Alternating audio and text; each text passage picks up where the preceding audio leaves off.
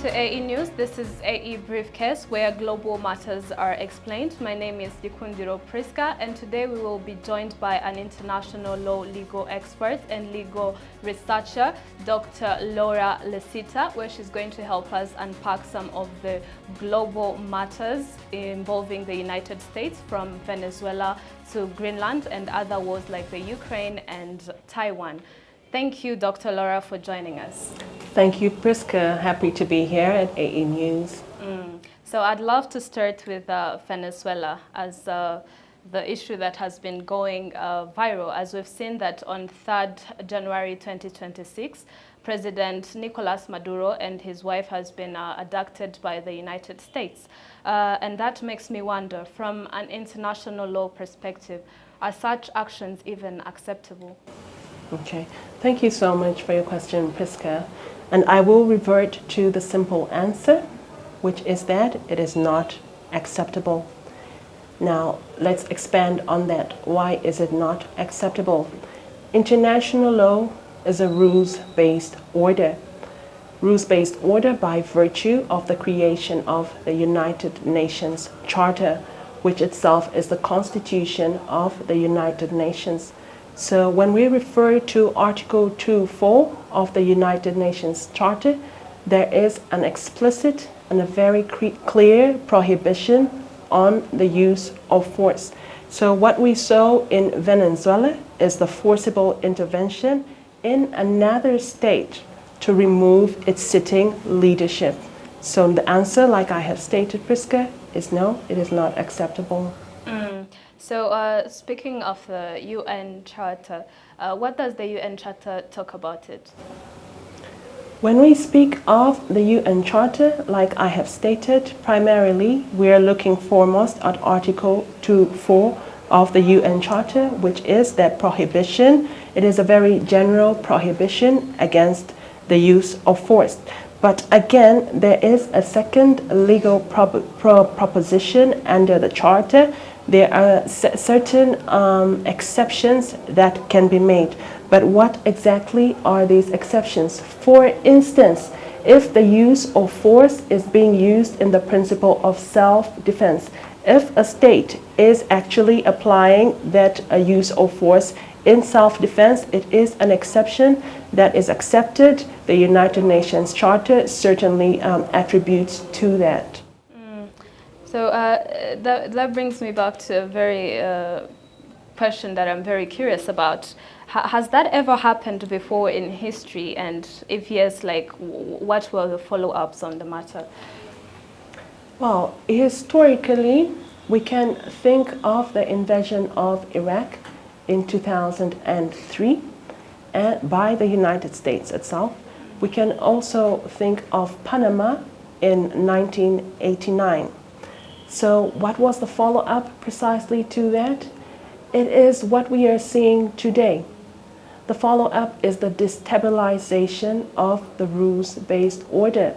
The follow-up is a questioning the credibility of the rules-based order, questioning the principles that are enshrined within the context of the United Nations Charter, right? It also questions the relevance of the United Nations, right, as the custodian of international law. So primarily what we are seeing play out in the current context, interlinking Venezuela also to past situations such as in Iraq and in Panama, it is a destabilization, it is a question, it is also a matter of asking, is the United Nations relevant? But that very question of relevant, we can also interlink it to the United Nations Security Council. For example, if we look at the constituents of the Security Council, by virtue of the 5 permanent members, these are the Western allies, right? We do not see any African state being part of that United Nations Security Council, for example. So it brings up all of these other questions related to the relevance of the United Nations as it is interconnected to a superpower like the United States using its use of force against another state like Venezuela. But there are a lot of all other questions. It opens up a can of other questions interrelated to that, like what I am speaking to, which is it time to reform the United Nations Security Council? Do other powers other than the 5 allied states need a veto in the Security Council? So considering the gravity of the matter, what threats does it impose on the sovereignty of countries? Oh, it certainly does undermine the independence and the sovereignty of countries. Remember, the principle of sovereignty in international law is absolute, right? We regard it absolute. A state is sovereign, right? We see such actions threatening the integrity of a state. We see such actions threatening the independence of state. But even more so, other sovereign states are questioning, would I be next, right? If we see that situation happening in Venezuela, can it happen elsewhere? So that brings me back to the reasons given by the U.S. The U.S. justified its actions partly on drug trafficking and organized crime allegations. Can a state remove a foreign president for domestic crimes? Well, what we see, again, in the situation in Venezuela is very unique. And like I have stated, it's outside of the norm of the rules-based order. There could have been other processes that the United States could have pursued, right? It could have pursued maybe diplomatic relations. It could have pursued extradition, right? If in the given circumstance, it did have an extradition treaty with Venezuela. It could have pursued other international criminal processes which are available at the international level and also in most interjurisdictional bodies, right? Such processes are available. It could certainly have pursued a more diplomatic route. So assuming the allegations are correct, what could be like the proper legal procedure? Yeah, this is very much so interlinked to the previous question. The legal procedures are available. They could be sanctions, for example. They could be economic cooperation. They could be negotiation. They could be mediation, right? There are quite many other avenues that certainly could have been pursued. So moving beyond the use of force, let us look at the growing territorial ambitions. Greenland has become another major point in the U.S. foreign policy discussions. And that makes me wonder, what is it about Greenland? What interests the United States in Greenland? So when it comes to Greenland, Priska, certainly it is very much strategically located. And when it comes to the interest of the United States in Greenland, we can look at that positioning of Greenland in the Arctic as being a key strategic position. We can look at critical minerals of Greenland as being useful to the United States position. We can also look at the shipping routes, right, because it's centrally located in the Arctic. So when we see the shipping routes, perhaps that's also an interlink to why the United States is interested in Greenland. So that brings us to the very most crucial question. Is the annexation even possible? Like, under what condition would it be possible? Well, annexation, in this day and age, in the international law-based order, annexation is not possible, right? It is interconnected very much so to the principle of state sovereignty, to the principle of state independence. So annexation, absolutely not in this current moment, not in this current rule-based order system. Annexation is not a possibility, bluntly put. So how does Greenland's self-governing status within the Kingdom of Denmark complicate the U.S. strategic interests? So we have to also legally position Greenland aside from Denmark itself, right? So the people of Greenland ultimately and legally have the final say.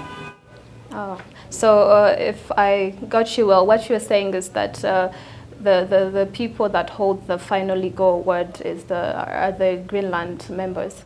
Absolutely. The people of Greenland have the final say on this matter. All right, so assuming that the annexation happens, what would Greenland benefit from the annexation? Well, that premise, particularly of assuming if an exception does happen, it is legally flawed. Reason being, it is not possible, right, for Greenland to be annexed, right? That goes back again to the international rule-based order that we have. Is annexation possible? That is to say, put simply, can one state simply go into another state and take over its territory? Yes, we do see that happening in some instances where other states have annexed, right, territories of other states, which they merely claim to be theirs. But annexation of Greenland, no, that is a flawed premise, which is not possible. Yes. So going back to history, how does the 1946 US offer to buy Greenland help us understand today's situation? Well, the offer to buy Greenland, dating it back to history, we have principles also in the context of our rules-based order. We can look at an aspect of mutual consent. We can look at it can occur through consent and through processes that are duly, legally lawful. But primarily the principle that we have to look at is the aspect of consent. And how exactly will consent or can consent come about? Well, the people of Greenland can rightly have a referendum on the matter, right? And when we look at referendums where there is a 2/3 majority, right, they are for it, they do consent to that process that is agreeable. So again, there are lawful means and processes that can play out in this particular context of Greenland. So all of these issues seem to be testing the international law. Ukraine has become a major test of the international law as well. So from different reasons given by for Russia's invasion of Ukraine, what do you think could be the major reason? When it comes to Ukraine, one major reason is certainly geopolitical control, right? It is about control in that region. When we see where Ukraine is positioned, we have Russia on one side, but we also have Western states on the other. So the positioning of Ukraine is very important to Russia itself, right? But at the same time, it is also very important to Western powers. Well, the International Criminal Court has issued an arrest warrant for President Putin. And as most people keep wondering, why is he not arrested by now? That's a very interesting question, Priska. Certainly one could wonder, why has President Vladimir Putin not been arrested at this stage? Well, it comes back also to the simple answer of consent. Consent to be a member state, for instance, of the International Criminal Court, consent to sign up to the Rome Statute of the International Criminal Court, and as it is Russia itself, as well as many other states. It's not only Russia, which is not a party. We have also the example of the United States is itself also not a party of the Rome Statute. It has not signed up to that treaty. So the simple answer is, under this rules-based system, it is driven by consent. You have to agree to be a party of criminal processes, right, at the international level. But again, this criminal processes can also be considered within a state's own jurisdiction. So say if, for example, right, the President Putin had to step out of Russia to another jurisdiction, right, which maybe for whatever reason would want to arrest him, they certainly would be at that leverage to arrest him, right? So it also comes down to the notion of jurisdiction. So primarily he is in Russia, right? If he is traveling from, at least from what I have seen so far, if he does go to China, China is an ally of Russia. Can you arrest your ally? But yes, that is a question that we can reserve and ask rhetorically. But generally speaking, has Russia consented to be a member of the International Criminal Court? The answer is no. Therefore, we do not see a trial process being ensued in that respect. So considering the war has now been going on for nearly 4 years now, what do you think could bring an end to this war?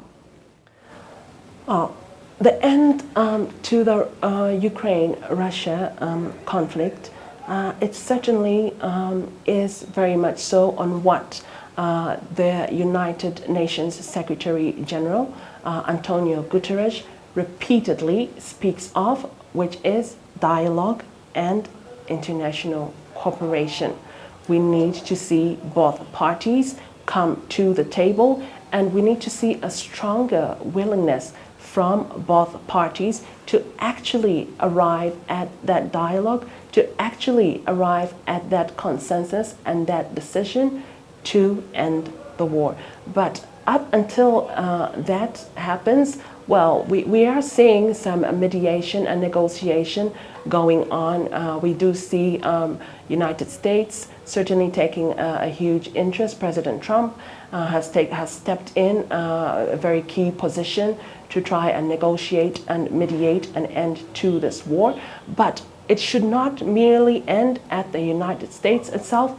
It needs consensual effort from more states. It needs consensual effort from multilateral bodies like the United Nations itself. The United Nations fully has to participate in this process to bring the end of this war in Ukraine. So moving from the Ukraine war, let us explore the threat without war, that being the China-Taiwan situation. How does international law or the UN view Taiwan's status today? When it comes to Taiwan, Taiwan in essence is a de facto state, right? Meaning it is not legally recognized by every other state, right? It has some form of recognition by some state, but not by every state, right? So when we look at that de facto position of Taiwan, that itself is polarizing in the perspective that it remains highly contested. We see, for instance, right, China still playing and dictating quite often to its allies outside, right, to its allies, dictating if the one China policy, right? We see if you cannot necessarily be a friend of Taiwan and be a friend of China at the same time based on that one China policy. So the situation in China, Priska, it remains very much so contested. So if I am following well, what you mean is that Taiwan is not considered a sovereign state. Oh. All right, so coming again about the interests, what is China's interest in Taiwan? Well, China's interest in Taiwan, I think we see it also playing out in what we have touched on, the United States' interest in Greenland. We see it in Russia's interest in Ukraine. But when particularly we speak of China and Taiwan, it's the integrity, right? The geopolitical integrity, the geographical location, right? We see China wanting persistently to be identified as a single regime. Hence, they have the one China policy. So, Doctor, in your perspective, what do you think would be the solution to this claim? Oh, the solution to this claim, it comes back again to what is embedded and enshrined in the United Nations Charter, right, which is peaceful resolutions, peaceful settlements, right? Ultimately, it boils down to that single aspect. There needs to be a peaceful resolution to the matter. There needs to be a peaceful settlement. There needs to be cooperation by both parties and also the willingness and to cooperate with each other. But up until we see that happening, we will see this issue being heavily contested in the international legal order.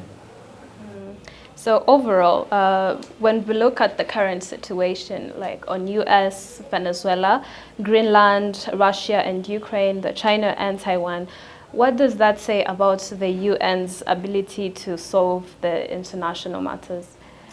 Yes, so generally, it goes back to what I touched on prior, which is we are also at the same time when we see the current tensions that are ongoing in the global realm, we see the questioning of the relevance of the United Nations as it is, right? I spoke of the veto power and the use of the veto power.